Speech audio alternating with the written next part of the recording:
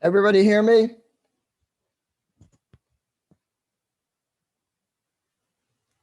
Kylie, can you hear me? Yes. Thank you very much. I need to have that because sometimes I put the wrong mic in. Okay, admit. I have 15 people in here. Garrus, you got to get that thing fixed. Yeah, I've been working on it. I talked to technical support. I don't know what's going wrong every time. Until in the meantime, if you can't get it uploaded, just automatically email me with the attached documents, okay? Okay. I'm just trying to avoid getting 30 emails at a time. Yeah, no, I get it. Literally speaking, last April, the first time I had a homework assignment, I got 300 emails in 1 week. It was a bad sight. Okay, I got 17 of you in here. How we doing today, guys? Just happy to be here. Are we good? Mervina. Bethany, I see, is here. Gaith. Natalie. Kylie, I saw. Aaliyah.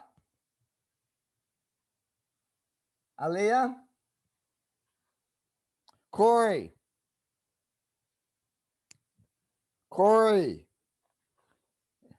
Abhishek. Here. Thank you, Abhishek. Andrew. Here. Alexis, I saw. Kyle. Here. Marlene. Here. Christine. Here. Maroney. Here. Monica. I'm sorry, Maroney, is your first name Taylor? Yes. Sorry, my bad. Monica. Adrienne. Elaine. Elaine, I saw you. Don't be bashful. Jeremiah. Here. Thank you. Monica just clicked in. Maria. Here. Jonathan. Here. Jonathan, start doing the work.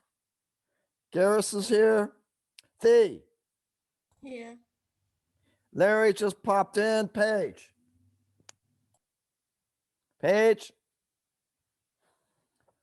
Okay, Mervina. Here. Thank you. Bethany's here. Gaith. Natalie. Here. Thank you, Natalie.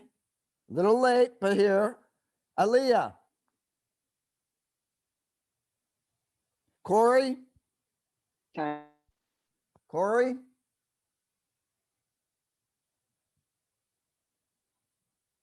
Adrienne. And Paige. Okay, ladies and gentlemen. Actually, it's a simple lab today. It is a simple lab. And we're doing standardization of a base, correct, ladies and gentlemen? Okay. Yes. Absolutely wonderful. Okay. So, guys, what you have to understand are moles. I don't care how you get them, they are moles.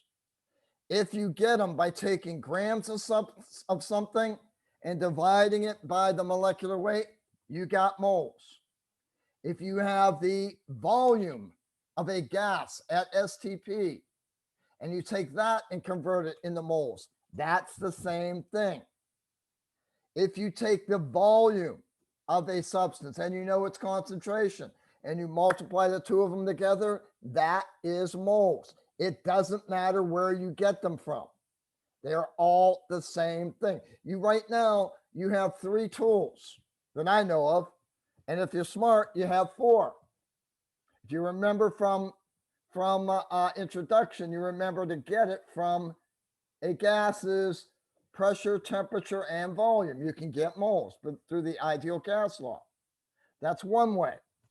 You could do it by volume and concentration, weight and molecular weight. If you have the weight of a substance and its formula, you have a moles, and you can get it by doing the volume of an ideal gas. All these ways, moles are moles. What we're dealing with today, what we're going to be dealing with today are 2 different ways. And I'm going to put my face in here. 2 different ways, guys. We're going to be dealing with grams going to moles when we deal with the substance KHP, our acid.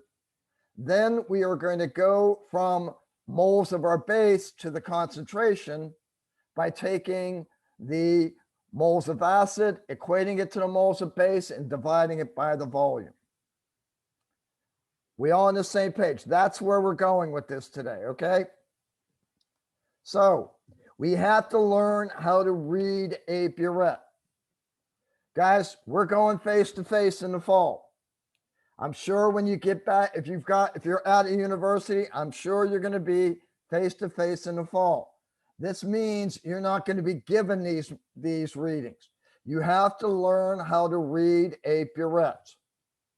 A burette is designed to tell you how much liquid it delivers. So it is written upside down. Small numbers are on the top, big numbers are on the bottom. So you read it from the top down. For example, if I'm looking at this burette reading, I am calling this 40.05. Not 41.95. Does that make sense to you guys? That is how you read a burette. Now, when you are reading the burette, the reason you are doing this is you are marking the initial reading of the burette. You are going to let some of the liquid out of the burette, and you're going to be collecting it, and you're going to stop it off. And then you're going to read the final reading of the burette. The difference between the initial and final reading of the burette is going to be how much liquid the burette delivered. Does that make sense, ladies and gentlemen? Okay, 90% of the burettes you will deal with are marked just like this one is. They're marked off in milliliters. And there are 9 lines or 10 spaces between the milliliters. So each little line is going to be worth 1/10 of a milliliter. You have to estimate. So when you have a burette, be prepared to go 2 places past the decimal. I don't care if you put a 0 there. It still has to be there. Now, my eyes are horrible. I can't see very well here. So what I do is if it's on the line, I call it the 0. So if it's kind of like near this line, I would call that 40.50. If it's near this line, I would call that 40.40. If it's in between these 2 lines, I just call it the halfway mark. So I would call that 40.45. Does that make sense, guys? If you're good enough to see this reading right here as 40.03, go for it. If you have confidence in that, go for it, because you are ultimately going to be more accurate than I am. Bottom line is burettes need to be estimated to the 100th of a milliliter. All right, we're doing an acid-base titration here. When we do an acid-base titration, there are 2 assumptions. When it's pink, the solution's neutral. And when it's neutral, moles of H plus equal moles of OH minus. If you don't believe in this, click off right now and don't even do the experiment. You need to hold in these two basic assumptions. When it's pink, it's neutral. Neutral H plus equals OH minus. Now,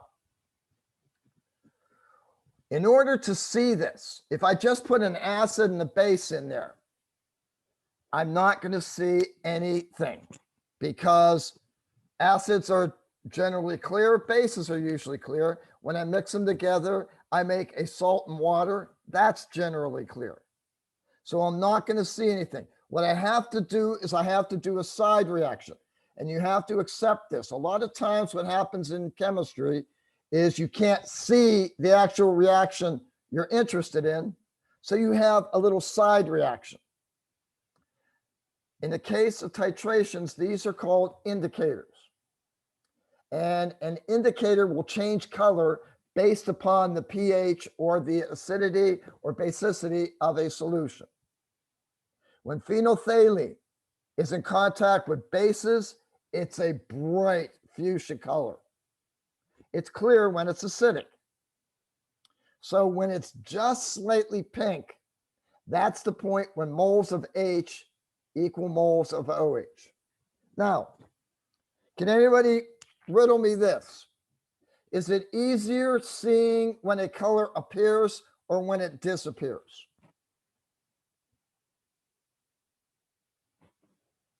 Disappears.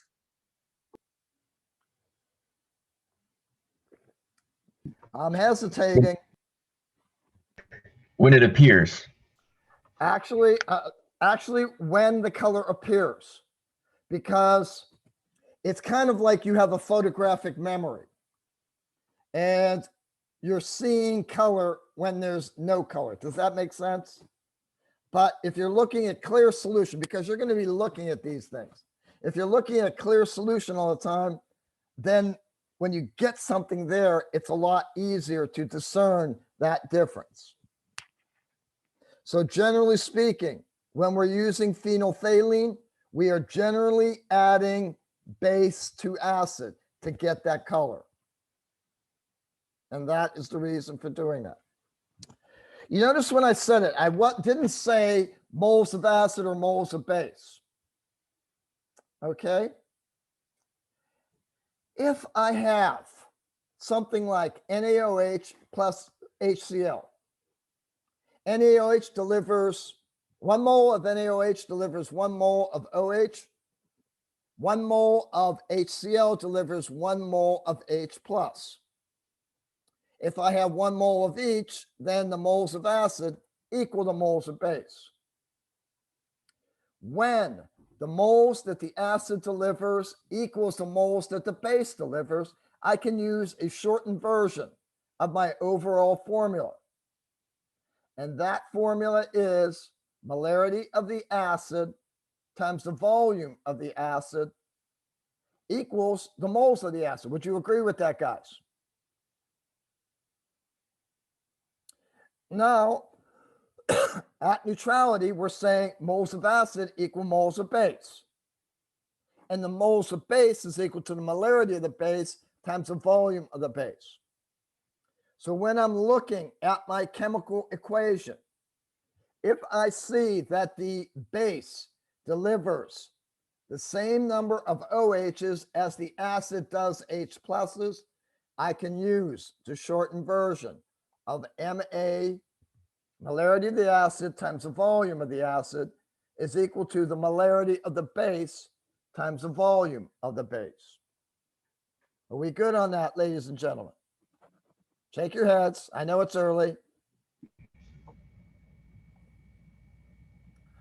When they are not equal, like if I'm mixing sulfuric acid, which delivers 2 H's, and KOH, which delivers 1 OH, then moles of sulfuric acid isn't equal to moles of KOH. I have to use the molar ratio at that time. So if I have my concentration of my acid times the volume of the acid in liters, I will get the moles of the H2SO4. I then have to use the stoichiometric ratio, because if I'm looking at this equation and I'm reading it correctly, the coefficient in front of the H2SO4 reacts with that many coefficient of the base. So 1 mole of H2SO4 reacts with 2 moles of KOH. So that's what my molar ratio is. That's what's equal. 1 mole of H2SO4 to 2 moles of KOH. So if I had my moles of H2SO4, I can multiply it by 2 moles of KOH over 1 mole of H2SO4. I get the moles of KOH. If I was titrating and my burette delivered 30.50 milliliters, then the molarity of my base would be my moles of base I just determined divided by my volume in liters to give me 3.58 molar solution. Guys, if you do it this way, you won't make a mistake ever. If you do it with this formula, there is a chance that you will make a mistake if moles of base do not equal moles of acid. Feel free to use it if you want to, but you're not going to make a mistake using this fashion. All right. Our experiment. When you standardize base, you need to standardize it against a secondary standard.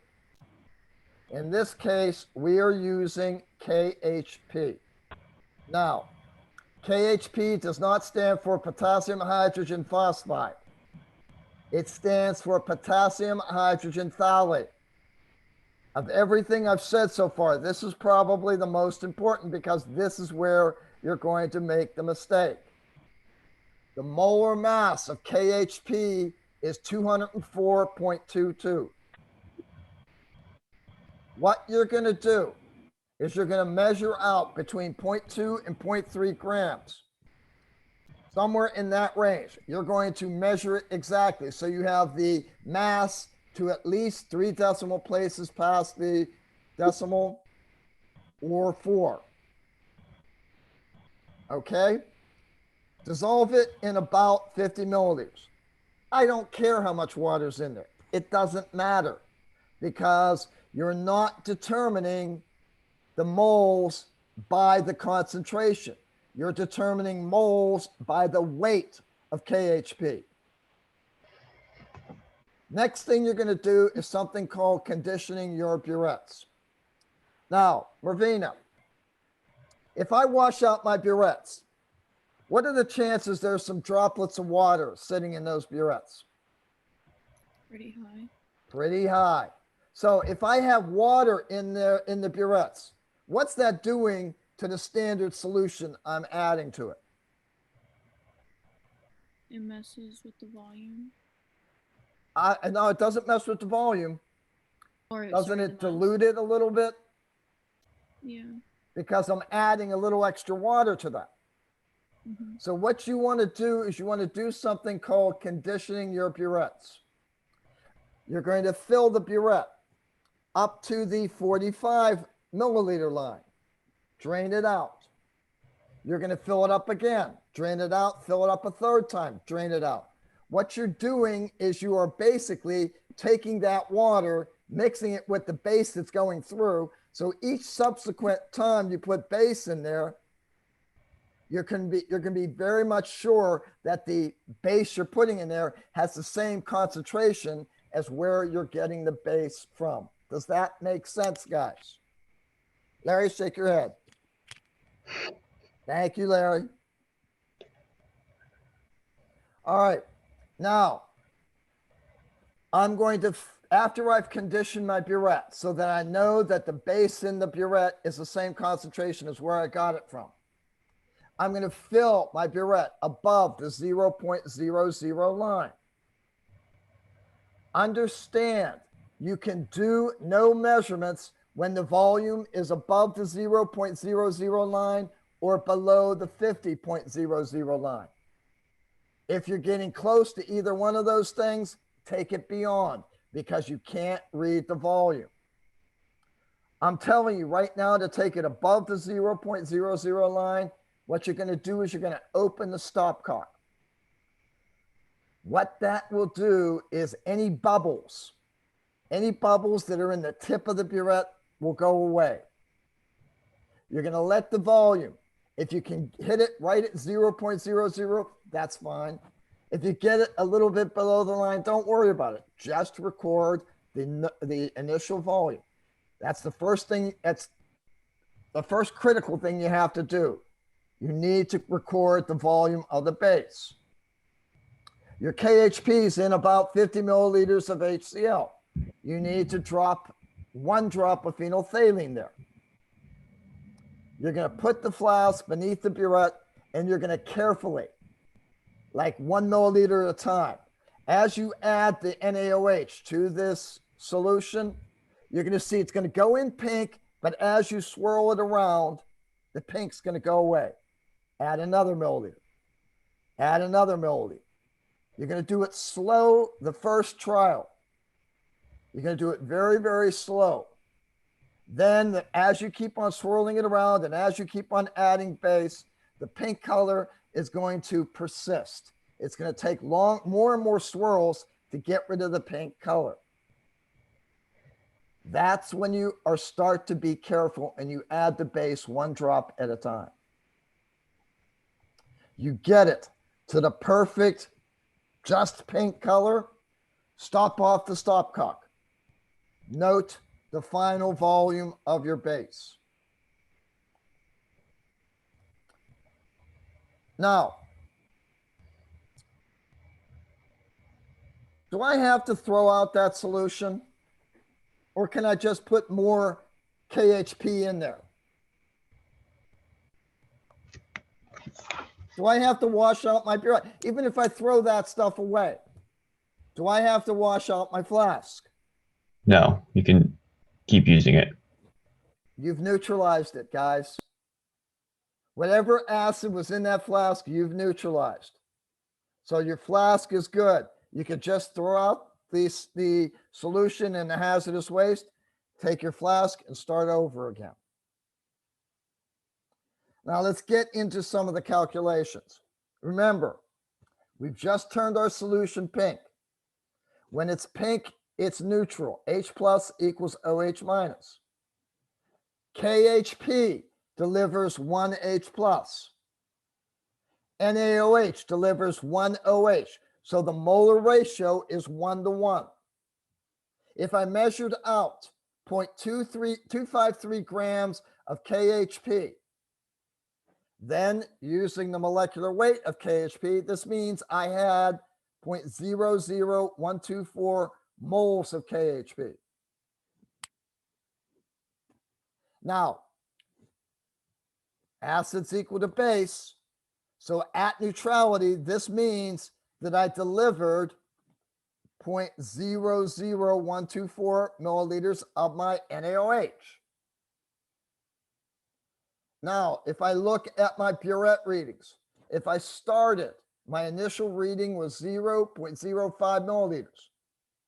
And when it turned pink, I stopped it off and I read my final burette reading at 10.15.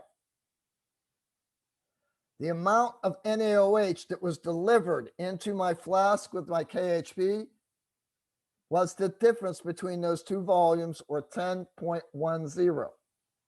So in effect, I'm saying that 0.00124 moles of the NaOH was contained in that 10.10 milliliters that I delivered.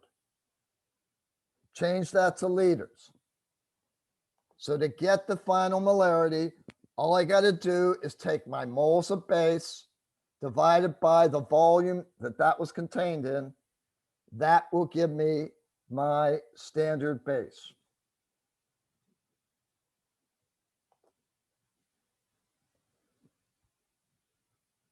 Are we good so far with the basic calculation, ladies and gentlemen? Anybody have any questions? Really and truly, the math is not that difficult. You're doing one division, doing two divisions, basically.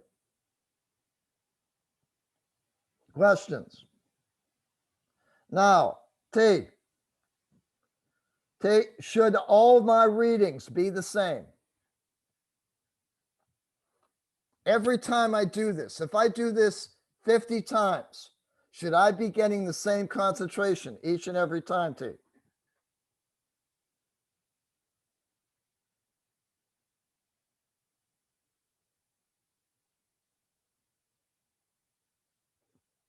Okay, Natalie.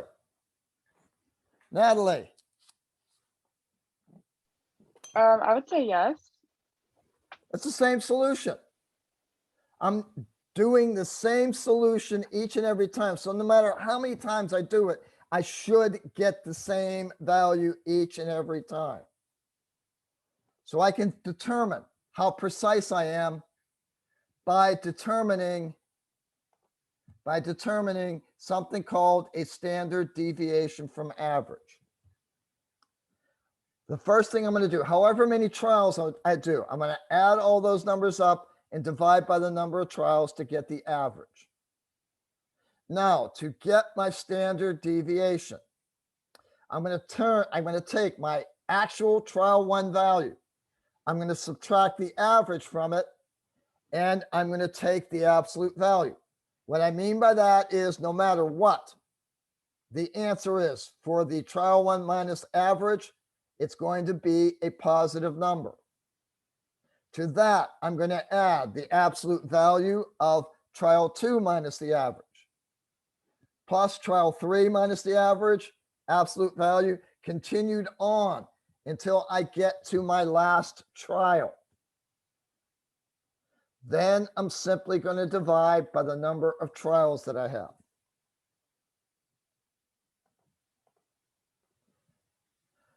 I've got 5 values here. So I take my 5 values, I average them up, and I get 0.1151. So I got trial 1 minus my average absolute value, plus trial 2, trial 3, trial 4, and trial 5. I add those up, divided by the number of trials, and that ends up with a value of 0.0004. What this means is you can have confidence in your answer of your average 0.1151 with a range plus or minus 0.0004, which means your answer is somewhere probably between 0.1147 and 0.1155.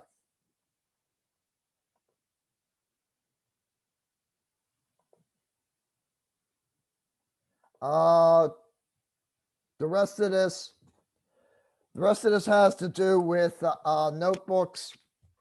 And when I was teaching this class, people were not completing a notebook like I wanted them to, so I gave extra notes here. So that's what this extra stuff is. That is not your problem. I think I sent an email out that there were 2 basic problems you guys were having with the notebook, and that is you weren't analyzing the error and how it affected your results. For example, in this particular case, what if the temperature of the room was such that it caused a change in the density of your solution. In other words, it expanded your liquid. How would that affect your results? Well, what you're doing is you are taking, you matched up your KHP with your moles of NaOH. That's not going to get fussed with.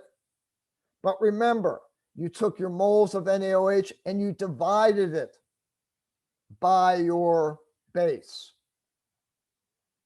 If the volume was greater than it should have been, you're dividing by a bigger number so that your overall molarity would be affected by being too low. Are you understanding what I want from that error analysis? You guys are like this close to being perfect. You're giving me what I want for the most part on those notebooks. I just need that extra little step. And the other thing are procedures. Some of you are just slopping something on the page and not paying attention to the details. When you write procedures, they need to be written such that anybody can come in and read those procedures and replicate your results.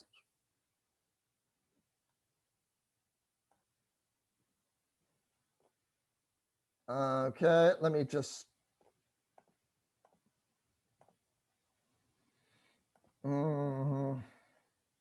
Okay, basically, guys, these are my procedures for this lab. There are 10 things you need to do a titration correctly. You need to put each one of those 10 things into your procedures. Okay, now let's get to any questions about the calculations or anything? Okay, I've stopped the screen. All right, I need to share screen again.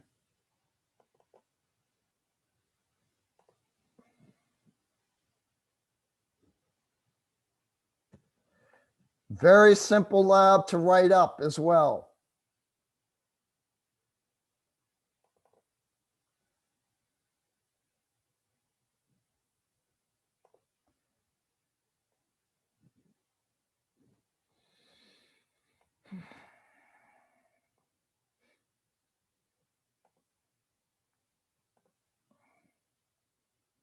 You are seeing the quiz up there, right? Correct, Natalie? Yes. Natalie, your voice Yes. is not very deep. Sorry, I had to unmute that. Yes. All right. How many moles did you weigh in trial one? You need to show all the work. You need to show what your grams were and what the molecular weight was. I'll have to go and look to see if you used, well, I might as well do that now. Sorry. They just threw a curve at me.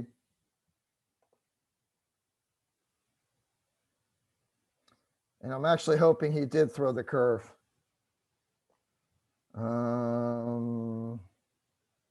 Student data for labs. By the way, this is where you're going to get it. Student data for labs. Dry lab tables.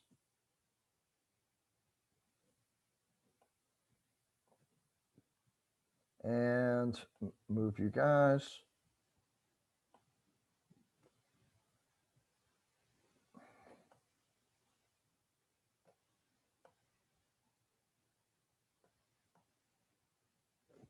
Our performance standardization. Okay. All right, one thing I didn't explain to you all. You actually have two burettes set up. One has sodium hydroxide that you're doing the actual titration with. The other one is HCl. Now, what happens if your solution turns to pink? How do you think you're going to get rid of the pink color? If I remember from the pre-lab, you add more KHP or ACL. You don't add more KHP. You don't want to do that. You want to add more HCl. You want to add HCl. You know what the concentration of the HCl you're adding is. So you can use that and the volume of HCl you've added to determine how much HCl you've added. Does that make sense, guys? Now, what you have to realize, if you do a back titration, and that is what this is called, you add just enough HCl to turn your solution clear again. You've noted the initial and final volume of your HCl. Now, what you do is you have to realize at this point, your moles of base doesn't just equal the moles of KHP. Your moles of base equals your moles of KHP plus your moles of HCl. So let me show you how that calculation would look.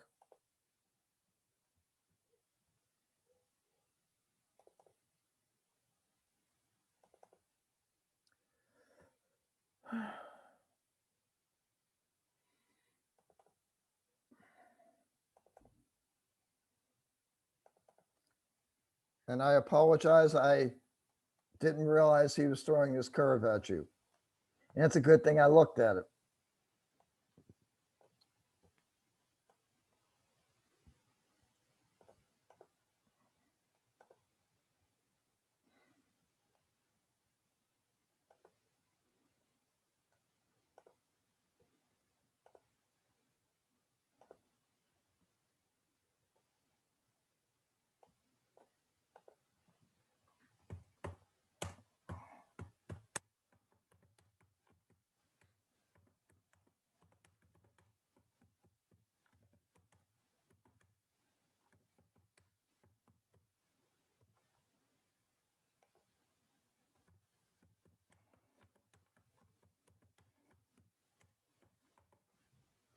All right, if you went too far and your solution's too pink, what you're gonna do is you're gonna add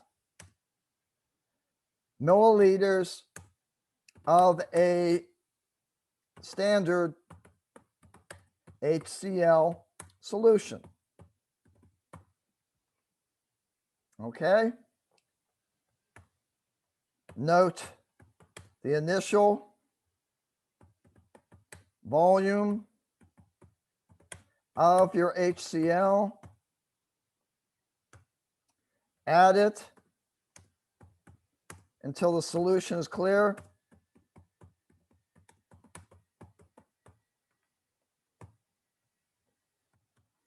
Then note the final volume and the concentration of the HCl.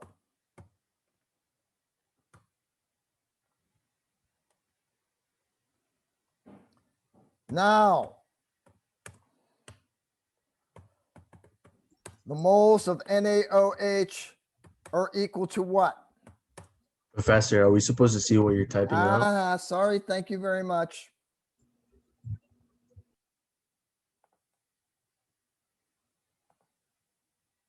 Are you saying it now? I need an answer, guys. Are you saying that? No. No, we only see you. Okay, that's fine. Now are you saying it? Yes.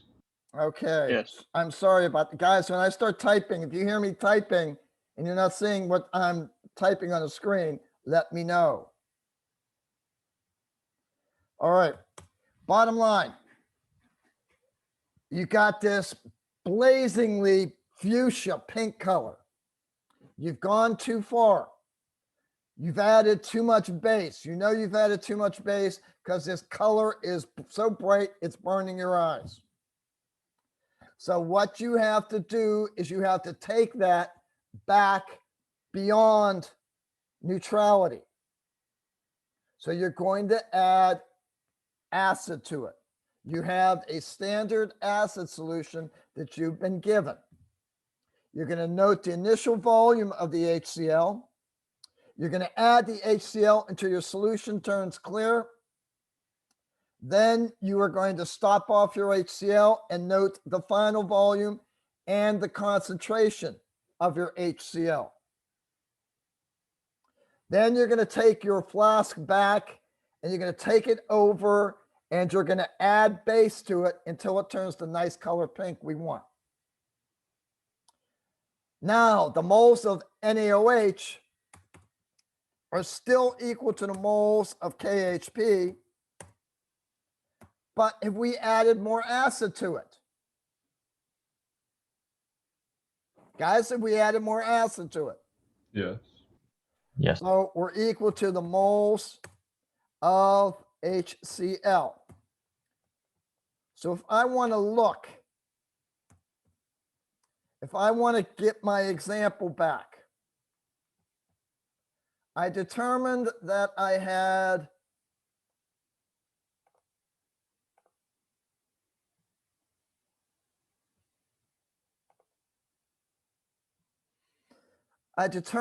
I used 10.10, but then I added a little bit of acid. Somebody remember 0.00124 for me?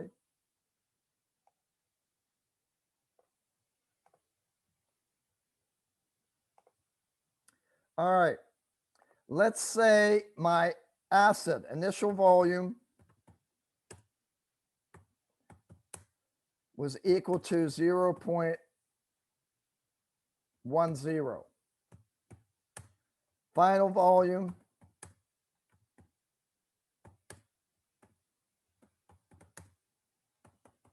was 0.35 milliliters. And the concentration was 0.1187 molar. Now, I have to understand that my moles of NaOH, and let's say that it took, I had to, my new final volume of my NaOH was, let's see, that added 0.25.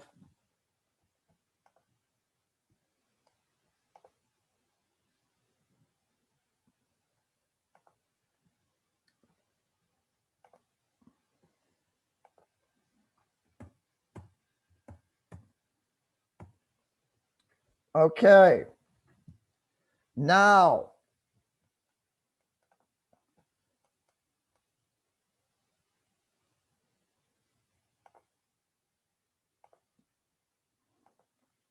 my moles of NaOH are equal to moles KHP plus moles HCl.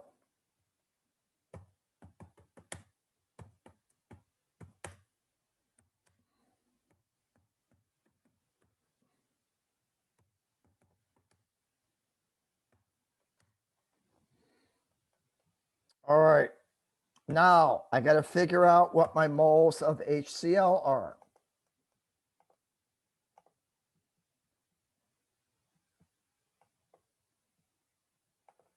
My volume of HCl is 0.35 minus 0.10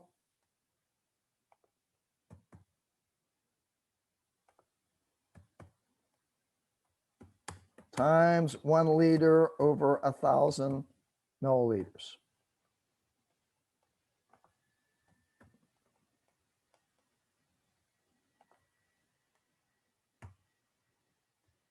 I'm going to take this and I am going to multiply it by the concentration of my HCl, which was 0.1187.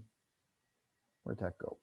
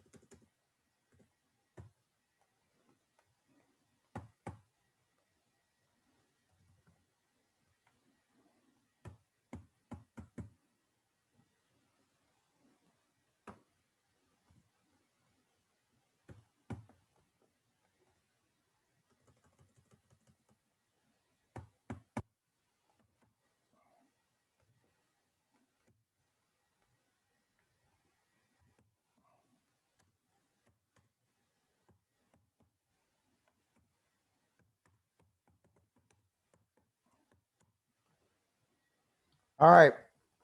Now, in order to get my moles of NaOH, because I added some HCl in there, I had to add up my moles of KHP with my moles of HCl.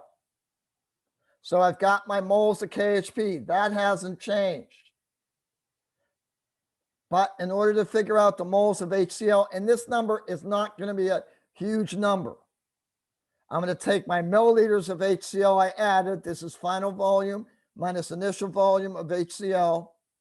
I'm going to multiply that by 1 liter over 1,000 to get it into liters. I'm going to multiply that by the concentration of my HCl. This gives me a number 0.00002968. I've got to add that to my moles of KHP. This gives me 0.00127 moles of NaOH. Are we good, ladies and gentlemen? Do we understand what I just did? Now, instead of subtracting 10.10, my original base that I added was 10.10 milliliters. I didn't add that. Remember, I had to add a little extra to neutralize that extra acid.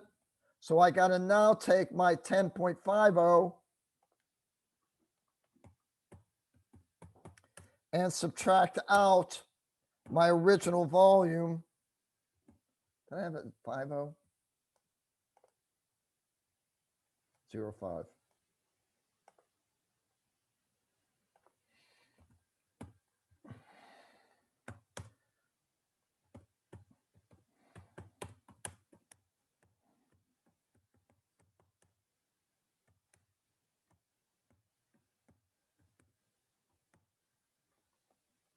So I'm going to take my 0.00127 and divide that by 0.01045.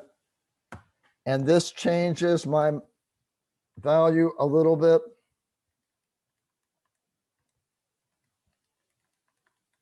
To 0.121 molar. Remember, it was 0.123 before. Anybody confused about back titrations? Are we good? Jonathan, we good with this? Okay, I'm going to stop share and go back to the, not there, not there. Yeah, there's where I wanted to be. All right, understand, in the first two trials, you have to subtract out the amount of acid that's added multiplied by the molarity of the acid. You have to do that. So you have to add that amount to the amount of moles of KHP in order to get your moles of NaOH.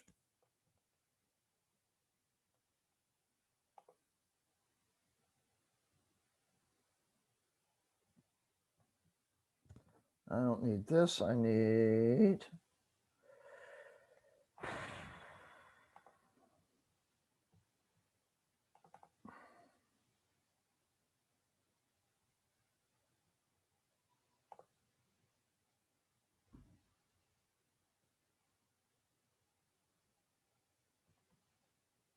Everybody's saying the quiz.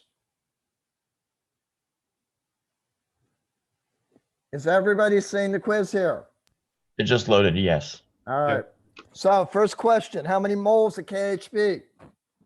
Take your grams of KHP divided by the molar weight, which is 204.22. How many moles of HCl did you use? Go to the data table. Subtract the 2 volumes of HCl, multiply that, change that to liters, multiply that by the molarity of your HCl. Total moles of H plus, you're just going to add the moles of KHP with the moles of the HCl. How many moles of NaOH? Moles of NaOH are going to be moles of HCl and moles of KHP. What is the molarity? Whatever answer you got for A divided by the milliliters delivered by the burette of NaOH turned into liters. Last question. Guys, specifically, I do not want you to just put the average here. I want you all three trials. I want you to include each one of the trial values that you obtain. I don't necessarily care that you put the divided by 3.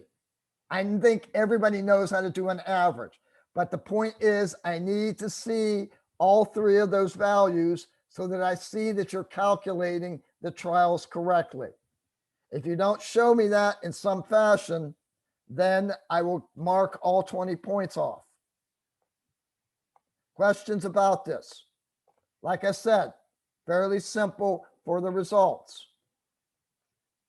Questions about this page?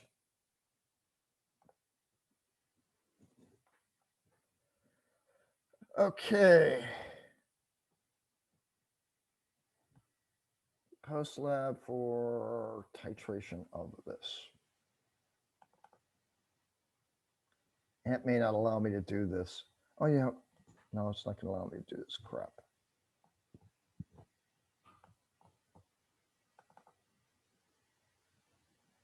I think post lab may have a couple tricky questions.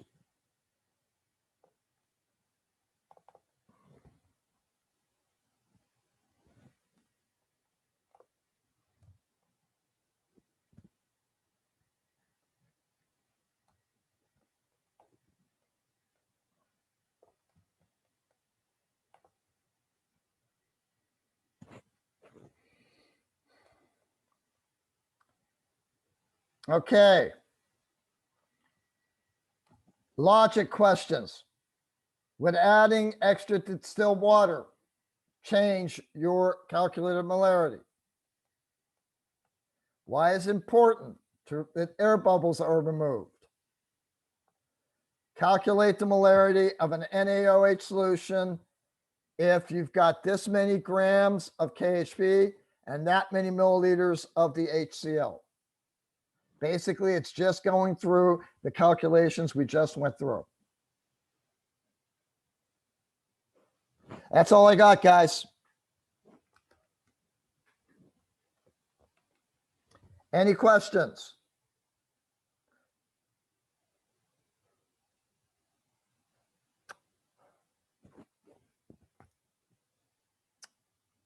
Nobody has any questions? Then let's take off, guys. Corey, Hello? you can view it.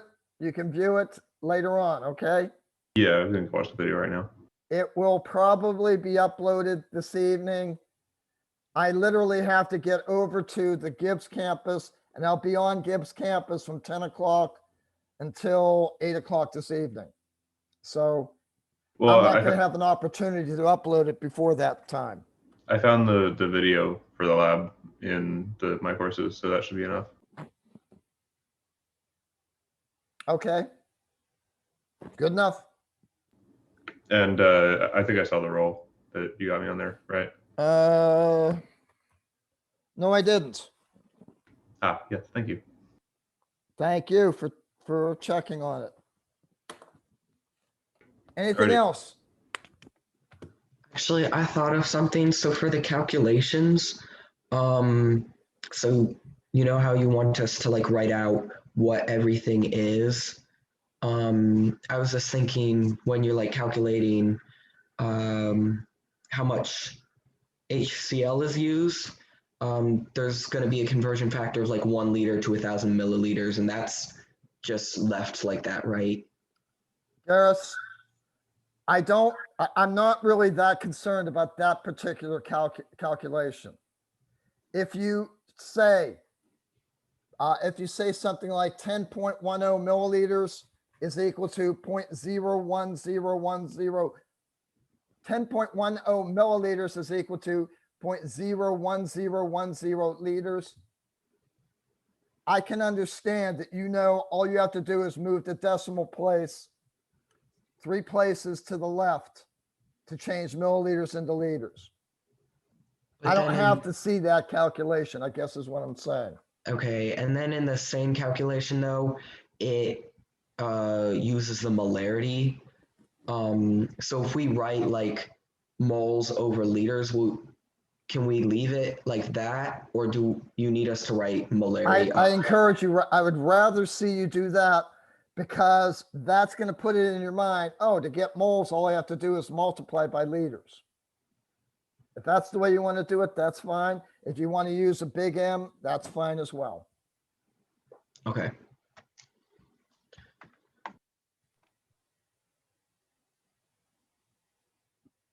Jeremiah, Corey, anybody have anything else?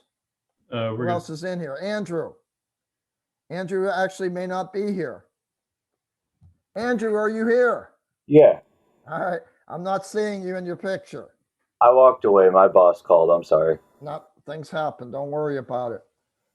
I think I've only got 4 of you in here. Anybody have anything else you need to talk about? Now I've had Andrew and Jeremiah. No, I'm all good. Thank All you. right. Go ahead, I'm all good guys. as well. Take care. And if you need something, give me a holler. All right. Will do. Thank you. Take care.